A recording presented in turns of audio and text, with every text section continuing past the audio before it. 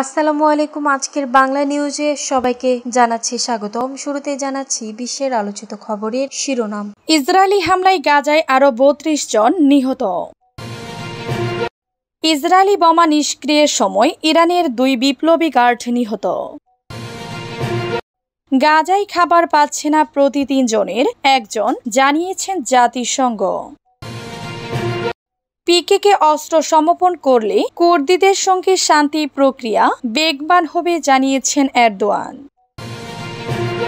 ট্রাম্পের শুল্ক হুমকির মুখে আমরা সহজে আপোস করব না, জানালেন জাপানের প্রধানমন্ত্রী। ট্রাম্পের গলফ ক্লাবের আকাশসীমা লঙ্ঘন যুদ্ধবিরতি দিয়ে তাড়া। এতক্ষণ শুনছিলেন বিশ্ব আলোচিত খবরের সংবাদ শিরোনাম। এবার বিস্তারিত। আমাদের খবরটি যদি ভালো লেগে থাকে অবশ্যই লাইক, কমেন্ট, শেয়ার করতে ভুলবেন না। ইসরায়েলি হামলায় গাজায় আরও ৩২ জন নিহত। গাজা ভূখণ্ড জুড়ে দখলদার ইসরায়েলি বাহিনীর নতুন করে চালানো হামলায় রবিবার ভোর থেকে অন্তত ৩২ জন ফিলিস্তিনি নিহত হয়েছেন। আহত হয়েছেন আরও অনেকে। নিহতদের মধ্যে নারী ও শিশু রয়েছে। গাজার হাসপাতাল সূত্রে জানা গেছে, দক্ষিণ অঞ্চলীয় খান ইউনিস, গাজা সিটি এবং আল নুসেরাত শরণার্থী শিবির সহ বিভিন্ন স্থানে হামলা চালিয়েছে ইসরায়েলি বাহিনী। এর আগে গত শনিবার গাজা সিটির জেইতুন এলাকায় জাতিসংঘের আশ্রয় কেন্দ্র হিসেবে ব্যবহৃত আল শাফি স্কুলে বোমা হামলায় অন্তত ৫ জন নিহত হওয়ার খবর দিয়েছে আল জাজিরা।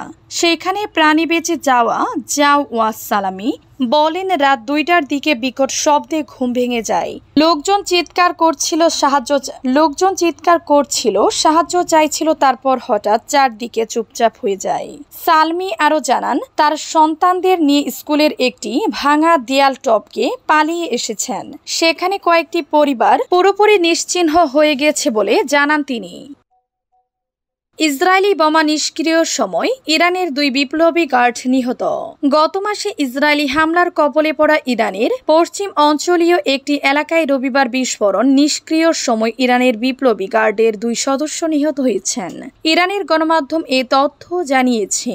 ইসলামী বিপ্লবী গার্ডের বরাদ্দে সংবাদ সংস্থা তাসনিম নিউজ জানিয়েছে, খুররামবাদ এলাকায় রবিবার ইসরায়েলের হামলায় অবশিষ্ট বিস্ফোরক নিষ্ক্রিয় ও সরানোর সময় বিপ্লবী গার্ডের ২ সদস্য নিহত হয়েছেন। ইসরায়েলি ও ইরানের ১২ দিনের যুদ্ধ ১৩ জন ইসরায়েলের বোমা হামলার পর শুরু হয়েছিল। ইসরায়েল দাবি করেছে তার ইরানের পারমাণবিক কর্মসূচি বন্ধ করতে এই হামলা চালিয়েছিল, তবে তেহরান বরাবরই এই দাবি অস্বীকার করেছে। ইরানে চালানো ইসরায়েলের হামলায় ইরানের সামরিক বাহিনীর শীর্ষ কমান্ডার বেশ কয়েকজন পরমাণু বিজ্ঞানী নিহত হন। ইসরায়েলের হামলায় দেশটিতে অন্তত ৯০০ জন নিহত হয়েছে। অন্যদিকে ইরান জানিয়েছে তাদের হামলায় ইসরায়েলে অন্তত ২৮ জন নিহত হয়েছে। ২৪ জুন ২ দেশের মধ্যে যুদ্ধবিরতি কার্যকর হয়। এদিকে দেশটির সর্বোচ্চ নেতা আয়াতুল্লাহ আলী খামেনি শনিবার তেহরানে একটি ধর্মীয় অনুষ্ঠানে অংশ নিতে যুদ্ধের পর প্রথমবার প্রকাশ্যে আসেন।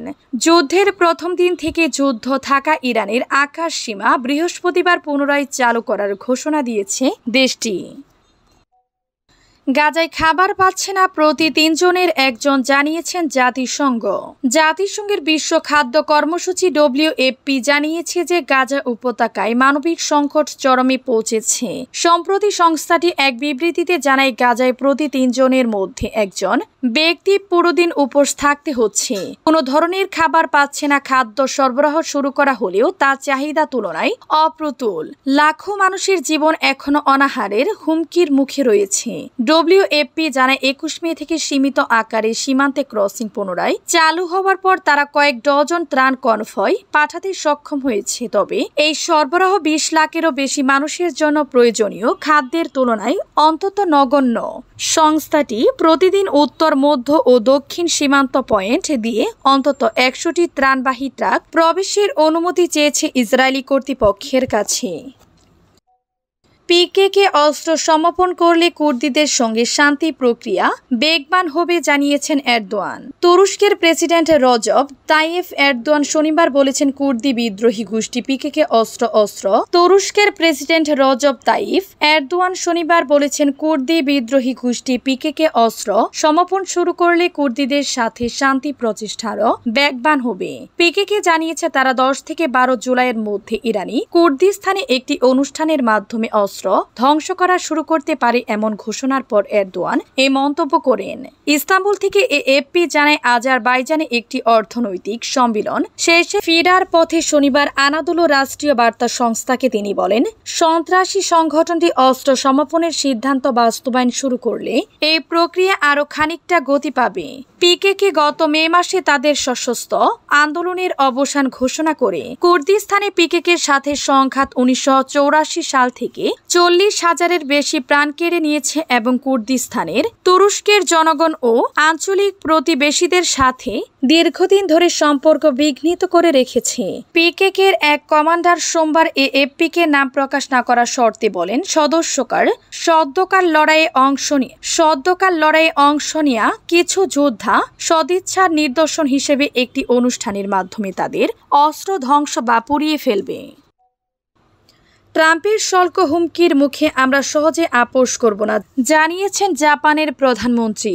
ওয়াশিংটনের সঙ্গে চলমান বাণিজ্য আলোচনায় জাপানের প্রধানমন্ত্রী শিগেরু ইশিবা সহজে আপোষ না করার সিদ্ধান্ত নিয়েছেন। রোববার 6 জুলাই একটি টেলিভিশন টক শোতে তিনি বলেন, আমরা সহজে আপোষ করব না। এমন এক সময় এই মন্তব্য এসেছে যখন জাপান দ্রুত ট্রাম্প প্রশাসনের সঙ্গে সমঝোতার চেষ্টা করছে, কারণ বাণিজ্য চুক্তির সময়সীমা আগামী বুধবার শেষ হচ্ছে। চলতি বছরের এপ্রিলে ট্রাম্প বেশিরভাগ বাণিজ্য অংশীদারের উপর 10% শুল্ক আরোপ করেন। পরে তিনি ডজন খানিক দেশের উপর আরও উচ্চ হারে শুল্ক আরোপের ঘোষণা দেন, যার মধ্যে জাপানও রয়েছে। তবে আলোচনার সুযোগ দেওয়ার জন্য তা সাময়িকভাবে স্থগিত করা হয়। এই স্থগিতাদেশের মেয়াদ 9 জুলাই শেষ হচ্ছে, অর্থাৎ যদি দেশগুলো সময়মতো চুক্তিতে পৌঁছাতে ব্যর্থ হয় তবে উচ্চ হারে শুল্ক কার্যকর হবে। যদি দেশগুলো সময়মতো চুক্তিতে পৌঁছাতে ব্যর্থ হয় তবে উচ্চ হারে শুল্ক কার্যকর হবে। ট্রাম্প ঘোষণা করেছেন তিনি জাপানকে একটি চিঠি পাঠাবেন। এতে বলা থাকবে তাদেরকে 30%, 35% বা আমরা যা নির্ধারিত করব তা এতে বলা থাকবে তাদেরকে 30%, 35% বা আমরা যা নির্ধারণ করব তা দিতে হবে। জাপানের বাণিজ্য দূত রিওশি আকাজাওয়া বৃহস্পতিবার ও শনিবার মার্কিন বাণিজ্য সচিব হাওয়ার্ড লুটনিকের সঙ্গে টেলিফোনে আলোচনা করেছেন। ট্রাম্পের গলফ ক্লাবের আকাশসীমা লঙ্ঘন, যুদ্ধবিরতি দিয়ে যুক্তরাষ্ট্রের নিউ জার্সিতে ট্রাম্পের গলফ ক্লাবের আকাশসীমা লঙ্ঘন করেছে একটি বেসামরিক বিমান। F-16 যুদ্ধ বিমান দিয়ে সেই বিমানকে সরিয়ে দেওয়া হয়।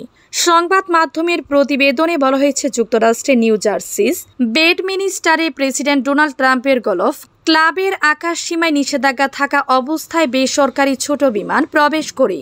এই সময় একটি F-16 যুদ্ধ বিমান সেটিকে বাধা দিয়ে ওই এলাকা থেকে বের করে দিয়েছে।